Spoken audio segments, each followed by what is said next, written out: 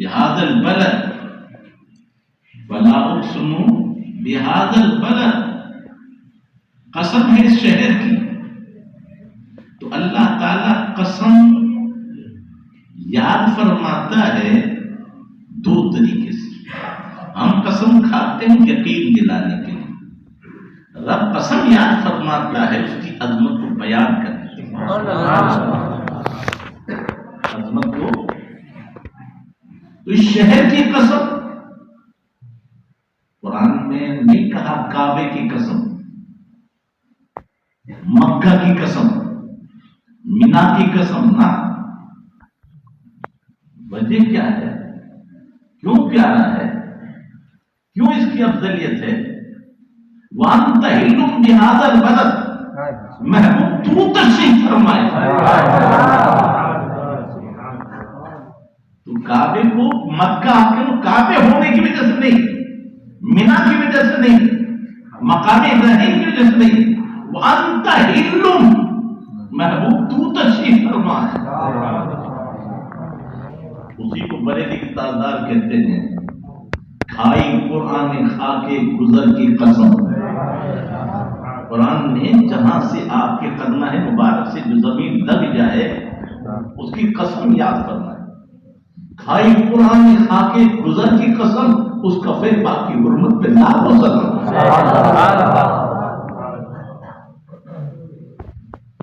یہ نسبتیں سمجھنا ہے تو پھر آگے اگر چلو تو وقت کم ہے. والعادیات ضبحا فالموریات قدحا فالمغیرات صبحا. قرآن ہے کیا ہے یہ؟ محبوب ان گھوڑوں کے خود سے جو خاک اڑے اس خاک کی قسم. مولا کون سے گھوڑے؟ کسی بادشاہ کے؟ کسی راجا کے؟ نہ نہ، محبوب کے غلام جن گھوڑوں پہ سوار ہو جائے تو محبوب کے غلام کے گھوڑے کی خاک جو اڑے وہ مجھے پیاری ہے. ذرا اندازہ لگاؤ، صحابہ کرام جن گھوڑوں پہ بیٹھ جائیں ان گھوڑوں کی خاک کی قسم رب یاد فرمائے. حسنین کریم نبی کے کاندھے پہ سوار پھر ان کی عظمت کا حل. نسبتیں سمجھو. اصل دار مدار ہے نسبت مصطفیٰ پر. تو قرآن میں بیان پروردگار ہے میرے نبی پہ سارا.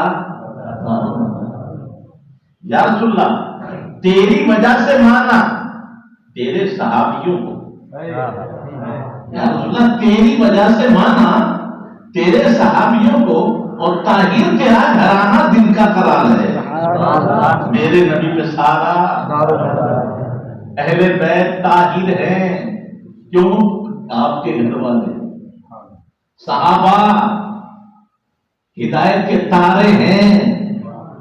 کیوں؟ آپ کے میرے آقا فرماتے اصحابی کالنجوم، میرے صحابہ تارے کے مثل ہیں. اقتدیتم، جس صحابی کی بھی ابتدا کر لو گے ہدایت پا جاؤ گے. ہدایت کا روشنی کا مینار صحابہ کو بنایا ہے. یہ قیامت تک اسلام کو بچانے کے لیے میرے آقا نے کتنی پیاری تدبیر دی. فرمایا ہاں مثل اہل بیتی کسفینۃ نوح، میری اہل بیت کی مثال نوح علیہ السلام کی کشتی کی طرح ہے. اب کشتی دریا میں چلتی ہے، دریا میں راستے نہیں ہوتے. اب ہمیں ادھر جانا ہے تو یہ دیکھنا پڑے گا کہ قطب تارا ہمارے سیدھے کاندھے پہ ہونا چاہیے، اور پورب چلنا ہے تو دیکھنا پڑے گا قطب تارا کو الٹے کاندھے پہ چاہیے.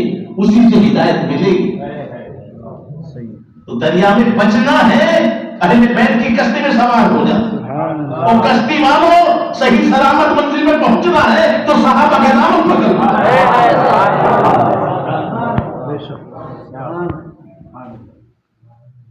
دوسری بات کہتے ہیں کہ بہت سے لوگ صحابہ کو مانتے ہیں لیکن نہیں مانتے.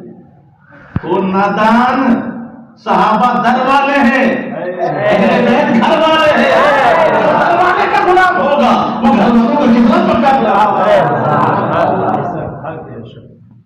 یہ نادانی ہے، اسی کو بریلی کے تاجدار نے بڑی پیارے انداز میں کہا ہے، اہل سنت کا ہے بیڑا پار اصحاب رسول، اہل سنت کا بیڑا پار ہے، کیوں؟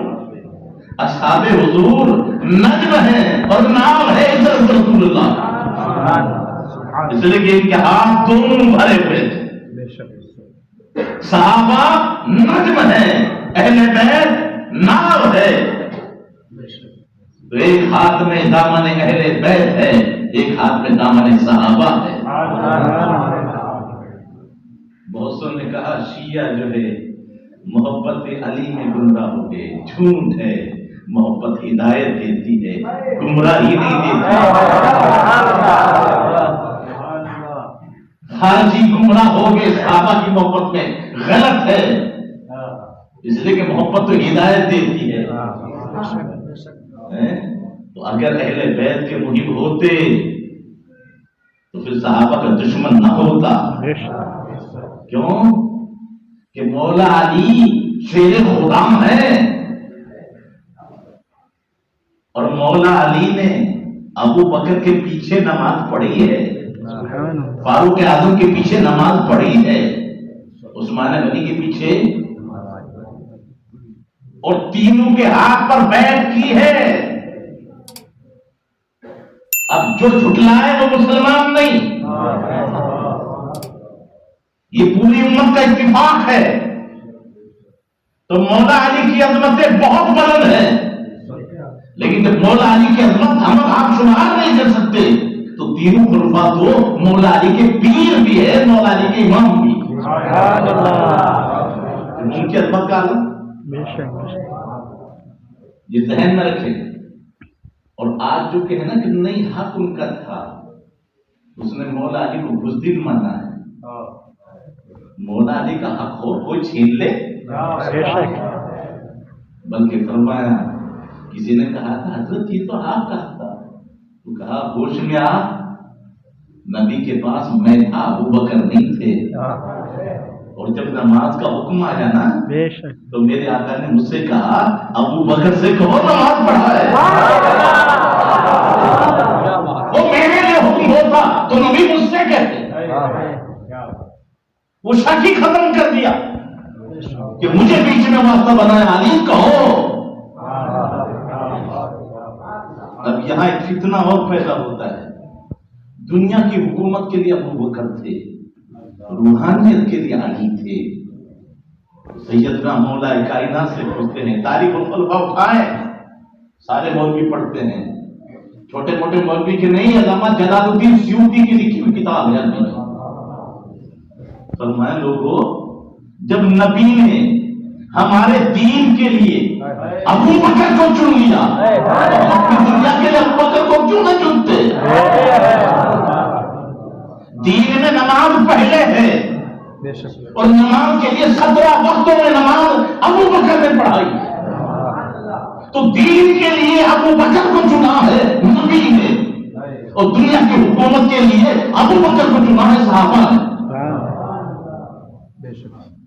یہ الگ فرق کا نہ ہے، دونوں میں تو وہی ہے۔ اس لیے سنیت میں سب سے خطرناک پہلو شیعت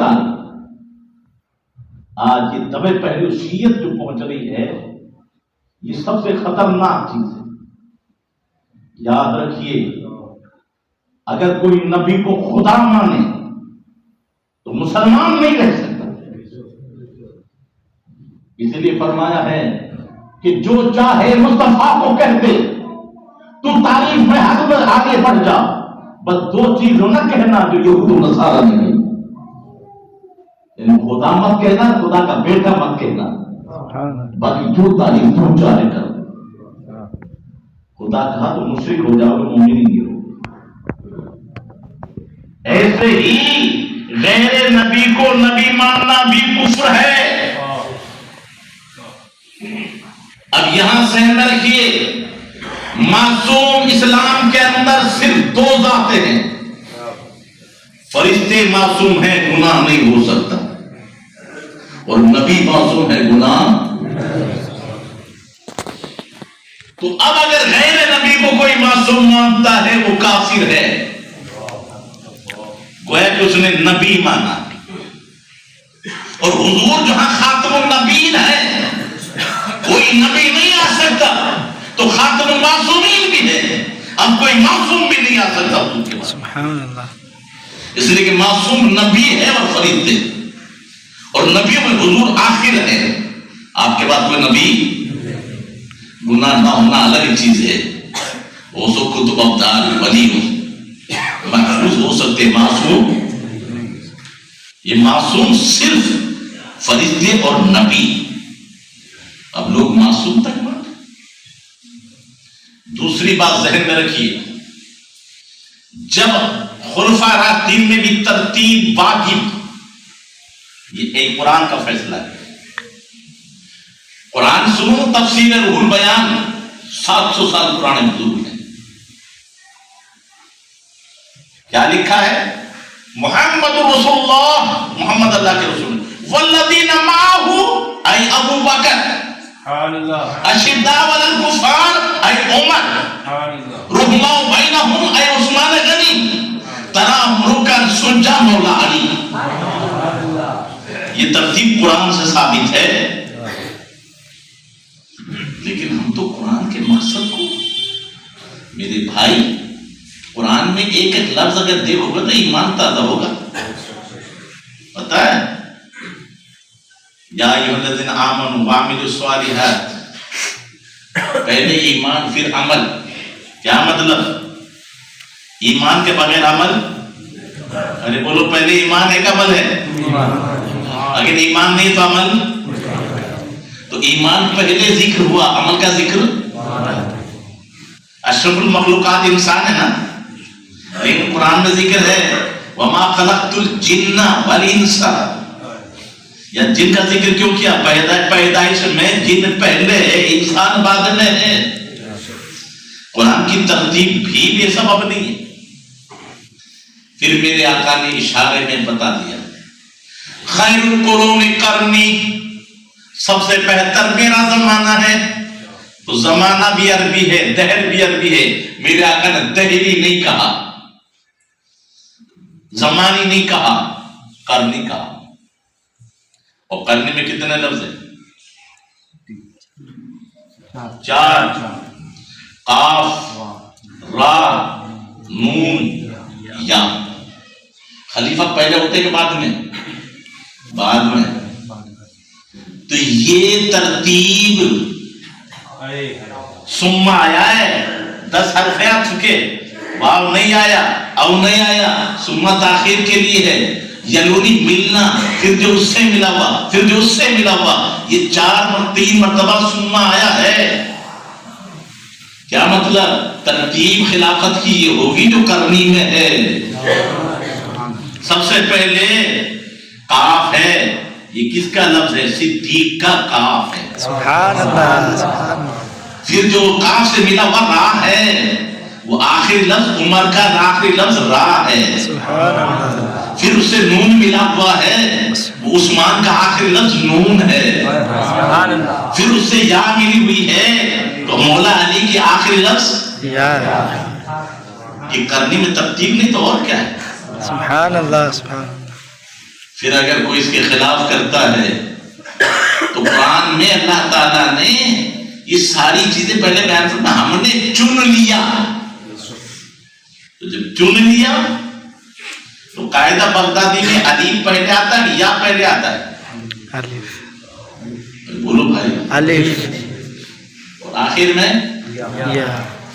تو جو مولا علی کو پہلے مانے وہ تو قاعدہ بغدادی ہی کو نہیں سمجھ پایا بھی۔ اہل سنت والجماعت ابو بکر کی الف سے قاعدہ بغدادی شروع کرتا ہے اور مولا علی کی یا پہ ختم کرتا ہے۔ سبحان اللہ۔ قاعدہ بغدادی خود سمجھا رہا ہے، وفی انفسکم افلا تبصرون، اپنے نفسوں میں اور کیوں نہیں کرتے تم؟ پھر ایمان تازہ کرو۔ قرآن نے کیا کہا؟ ذالک مثلہم فی التوراۃ ومثلہم فی الانجیل، ان کی خوبیاں توریت میں بھی موجود ہے، انجیل میں بھی۔ سبحان اللہ۔ سیدنا ابو بکر صدیق رضی اللہ عنہ پیدا ہوئے، میرے آقا نے ابھی اعلان نبوت نہیں فرمایا، یہ بھی تاریخ الخلفاء میں۔ ابو بکر صدیق کے باپ ابو قحافہ وہ لے کے گئے بتوں کے سامنے، یہ فلاں کا بت ہے، یہ فلاں ہے، یہ فلاں ہے، روزی دے، ان سے مانگ لے۔ ابھی بچے ہوش نہیں، کھانا دے، نہیں دیتا، دیا پتھر مارا۔ اچھا تم مجھ سے بچ کے بتا۔ آپ کے باپ نے دیکھا ایک چنکا مارا، تم نے کیا کر دیا ہمارے معبود کے ساتھ؟ یہ بچپن کی بات ہے۔ آخر کہا یہ بچہ تیرا کیا ہوگا، معبود کی حالت خراب کر دی۔ آپ کی والدہ کے الفاظ سنو، انہیں ان کے ہاتھ پہ چھوڑ دو۔ جب یہ پیدا ہوئے تھے نا، غیبی آواز آ رہی تھی، یہ نبی کا خادثہ کی ہے، یہ نبی کا یار غار ہے۔ اب ذرا غور کرو، پیدا ہوتے ہی یار غار کے نعرے لگے۔ میرے آقا تشریف فرما تھے، ابو بکر یاد ہے وہ وقت؟ تمام صحابہ بیٹھے، کہا حضور یاد ہے، اور یہ بھی یاد ہے جب رب نے پوچھا تھا نا الستو بربکم، تو سب سے پہلے بلا آپ نے ہی تو کہا تھا۔ میرے آقا کہاں کے فرمائے، ساتھ کہاں ساتھ، روزے ازل میں بھی ساتھ تھا، ہاں ہاں سفر میں بھی ساتھ، حجر میں بھی ساتھ، غار میں بھی۔ پھر اگر کسی کو شک ہے تو قرآن سنو، وَثَانِي اثْنَيْنِ إِذْ هُمَا فِي الْغَارِ، دو میں کا دوسرا، قرآن کا انداز دیکھیں، دو میں کا دو کیوں نہیں کہا؟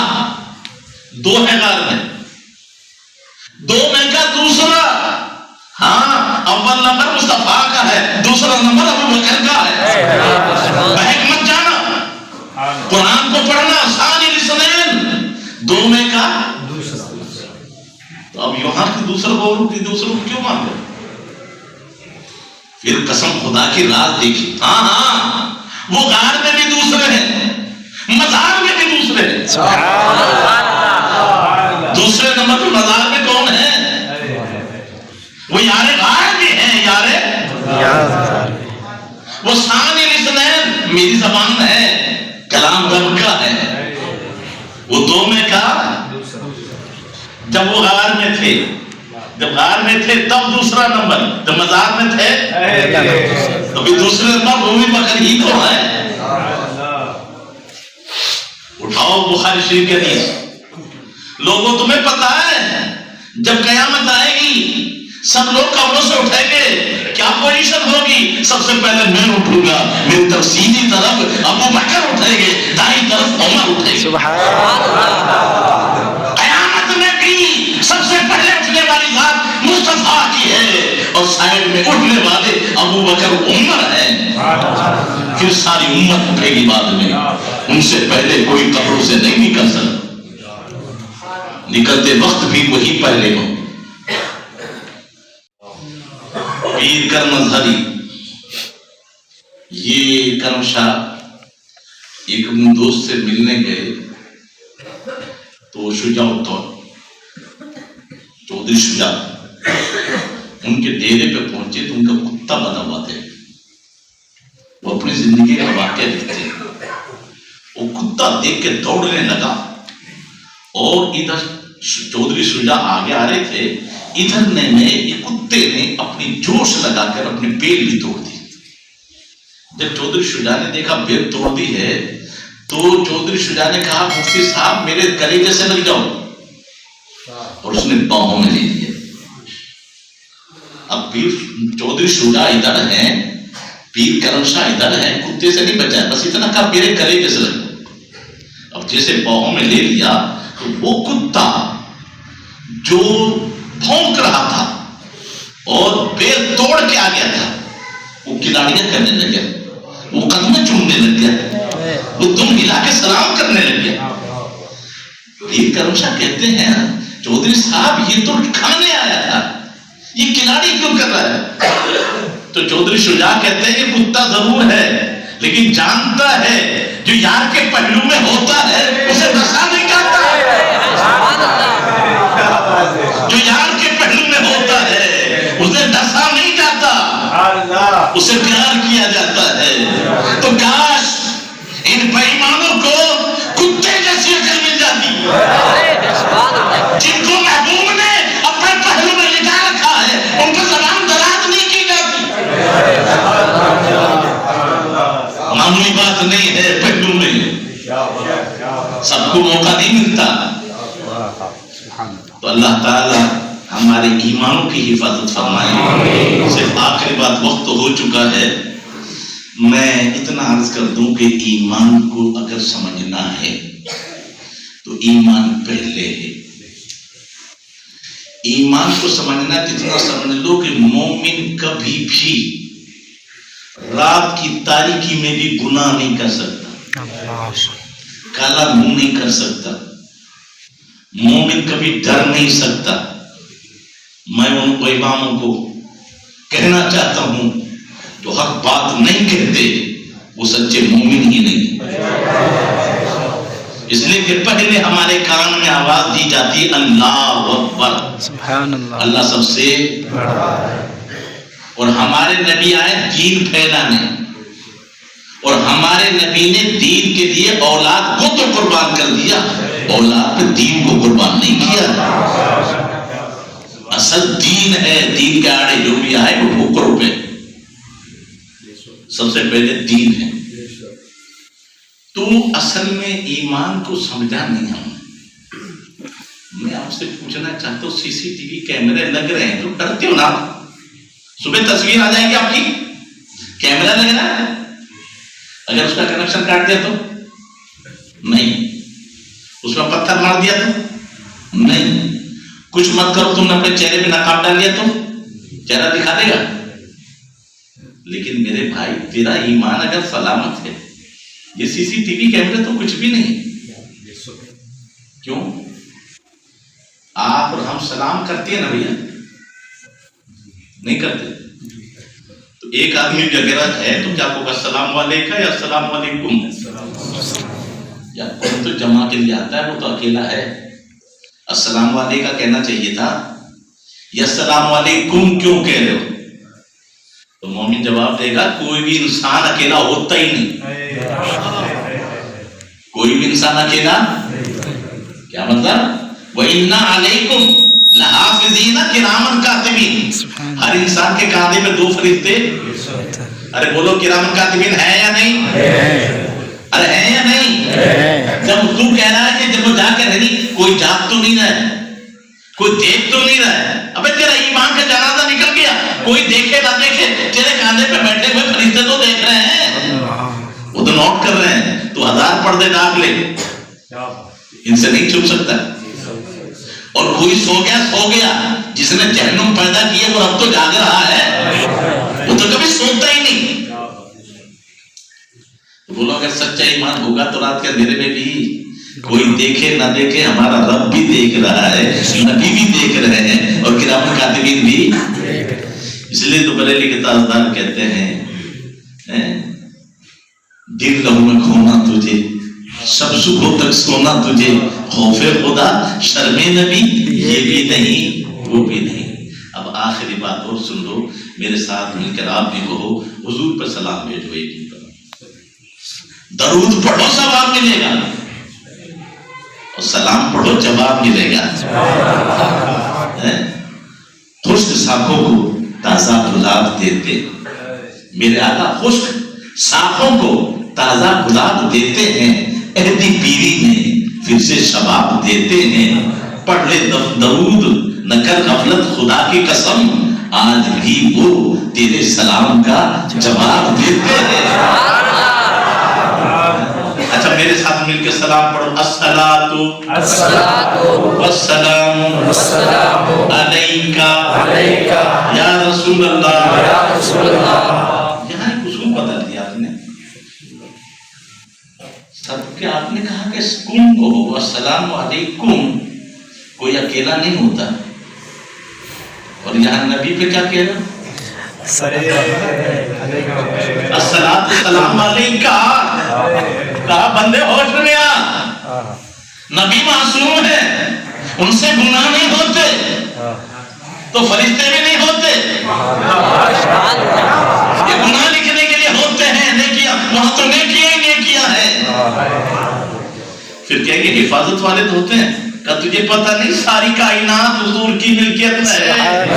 خالق کل نے آپ کو مالک کل بنا دیا تو مالک کی نہیں چیز کی حفاظت کی جاتی ہے. رب کی محبوب کی حفاظت تو واللہ یعصمک صرف اس کا رب کرتا ہے. تو یہاں فرشتے بھی نہیں, اس لیے واحد ہے. اس لیے عقیدہ سمجھ میں آ گیا کہ صلاۃ ہی سلام ہو جاتے تو بندہ سلام میں بھی برابری نہیں ہے. الصلاۃ والسلام علیکا. اس لیے ہمارا ایک ہی دستور ہونا چاہیے. میں سو جاؤں یا مصطفیٰ کہتے کہتے, کھلے عام صلی اللہ کہتے کہتے. ہمارے یہ عقیدہ یاد رکھو, بزرگوں کو ہمیشہ سے ہے. قرآن میں بیان پروردگار ہے, میرے نبی پہ سارا دار و مدار ہے. تیری وجہ سے مانا تیرے صحابیوں کو, طاہر تیرا گھرانہ دل کا قرار ہے. اور یا رسول اللہ مولا علی کے صدقے, سبحان اللہ, مولا علی کے صدقے صدیق پہ میں قربان. ایک لاڈلا ہے تیرا, ایک یادگار ہے. میرے نبی پہ سارا دار و مدار ہے. نعرہ حیدری پر ایمان ہے ہمارا, نعرہ حیدری پر ایمان ہے ہمارا. پہلے مگر پیارے حق چار یار, نعرہ حیدری پر ایمان ہے ہمارا. پہلے مگر پیارے حق چار یار ہے. میرے نبی پہ سارا دار و مدار ہے. کوئی چار کا ہے دشمن, کوئی پنج کا ہے منکر, سب کا ادب کرے سو مدنی کا یار ہے. میرے نبی پہ سارا دار و مدار ہے. یا رسول اللہ تیری فاطمہ ہے بیٹی اور عائشہ ہے روزہ. تیری فاطمہ ہے بیٹی اور عائشہ ہے زوجہ. ایک تیرے دل کا ٹکڑا, ایک رازدار ہے. میرے نبی پہ سارا دار و مدار ہے. السلام علیکم.